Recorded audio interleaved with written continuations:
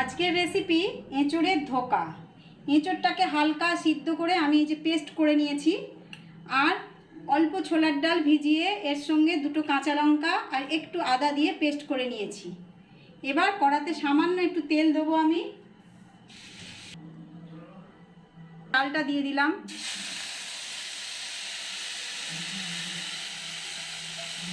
এই এঁচোড়টা দিয়ে দেবো,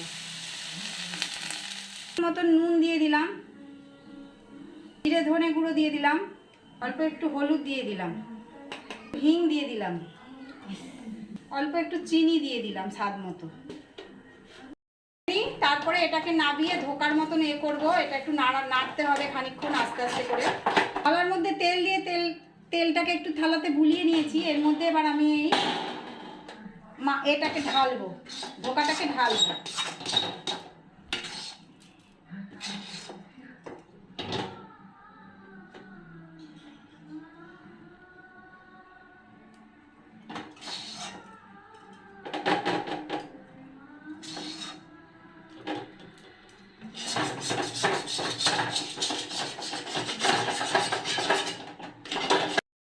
আস্তে করে আমি কেটে ফেললাম।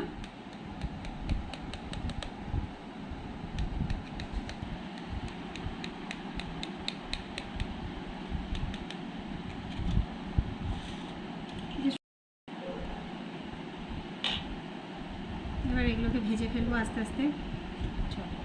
তেল দিয়ে দিলাম,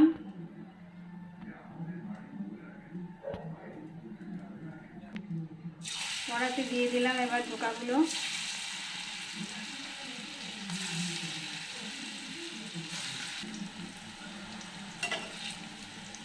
ভাজা হয়ে গেছে, আমি কড়াতে আর একটু তেল দিয়ে দিলাম।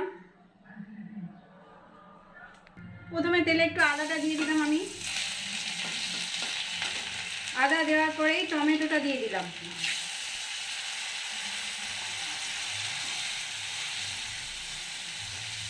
এখানে দুটো কাঁচা লঙ্কা চিড়ে রেখেছি আমি, সেইটা দিয়ে দিলাম। দিয়ে দেবো, এর মধ্যে দিয়ে দিলাম 2 চামচ জিরে ধনে গুঁড়ো, হলুদ গুঁড়ো একটু, দিয়ে দিলাম একটু লঙ্কা গুঁড়ো।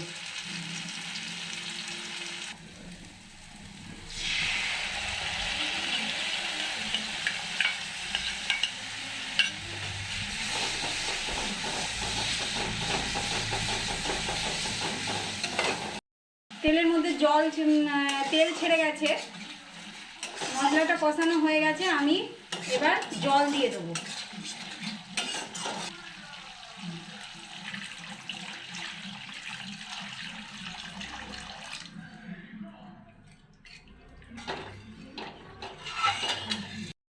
আমি এবার ধোকাগুলো দিয়ে দেবো।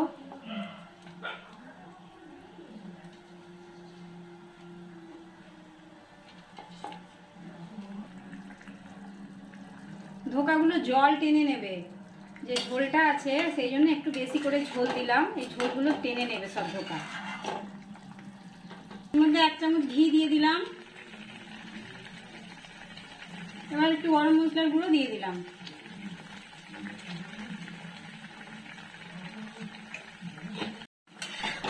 আমাদের ধোকা রেডি হয়ে গেল। আমি এবার গ্যাসের উনুনটা বন্ধ করে দেবো।